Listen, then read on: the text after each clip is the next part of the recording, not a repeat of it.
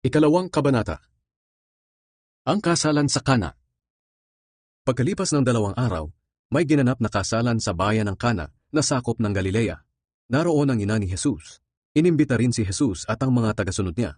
Nang maubos ang alak sa handaan, sinabi ng ina ni Jesus sa kanya, "Naubusan sila ng alak." Sumagot si Jesus, "Babae, huwag po ninyo akong pangunahan. Hindi pa po dumarating ang panahon ko." Sinabi ng ina ni Jesus sa mga katulong, "Sundin ninyo ang anumang iutos niya." May 6 na tapayan doon na ginagamit ng mga Hudyo sa ritual nilang paghuhugas. Ang bawat tapayan ay naglalaman ng 20 hanggang 30 galon ng tubig. Sinabi ni Jesus sa mga katulong, "Punuin ninyo ng tubig ang mga tapayan." At pinuno nga nila ang mga ito. Pagkatapos sinabi ni Jesus sa kanila, "Sumalok kayo at dalhin sa namamahala ng handaan." Sumalok nga sila at dinala sa namamahala. Tinikman ng namamahala ang tubig na naging alak. Hindi niya alam kung saan nanggaling ang alak. Pero alam ito ng mga katulong na sumalok ng tubig. Kaya ipinatawag niya ang lalaking ikinasal at sinabi, "Karaniwan ang pinakamainam na alak muna ang inihahanda, at kapag marami nang nainom ang mga tao, saka naman inilalabas ang ordinaryong alak. Pero iba ka, dahil ngayon mo lang inilabas ang espesyal na alak." Ang nangyaring ito sa Kana, Galilea ay ang unang himala na ginawa ni Jesus. Sa ginawa niyang ito, ipinakita niya ang kanyang kapangyarihan, at sumampalataya sa kanya ang mga tagasunod niya.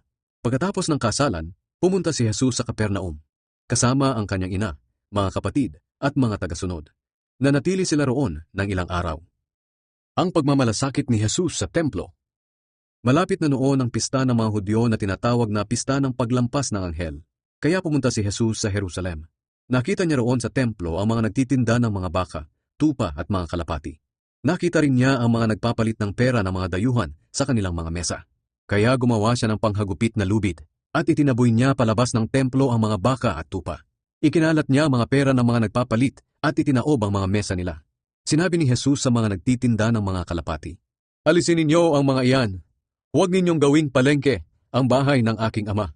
Naalala ng mga tagasunod niya ang nakasulat sa kasulatan, "Mapapahamak ako dahil sa pagmamalasakit ko sa bahay ninyo." Dahil sa ginawa niyang ito, tinanong siya ng mga pinuno ng mga Hudyo, "Anong himala ang maipapakita mo sa amin upang mapatunayan mong may karapatan kang gawin ito?" Sinagot sila ni Jesus, "Gibain ninyo ang templong ito, at sa loob ng 3 araw ay itatayo kong muli." Sinabi naman nila, "Ginawa ang templong ito ng 46 na taon, at itatayo mo sa loob lang ng 3 araw?" Pero hindi nila naintindihan na ang templong tinutukoy ni Jesus ay ang kanyang katawan. Kaya nang nabuhay siyang muli, naalala ng mga tagasunod niya ang sinabi niyang ito. At naniwala sila sa pahayag ng kasulatan at sa mga sinabi ni Jesus tungkol sa kanyang muling pagkabuhay. Alam ni Jesus ang kalooban ng tao. Habang si Jesus ay nasa Jerusalem, ng pista ng paglampas ng anghel, marami ang sumampalataya sa kanya nang makita nila ang mga himalang ginawa niya. Pero hindi nagtiwala si Jesus sa pananampalataya nila, dahil kilala niya ang lahat ng tao. At hindi na kailangang may magsabi pa sa kanya tungkol sa mga tao, dahil alam niya kung ano ang nasa mga puso nila.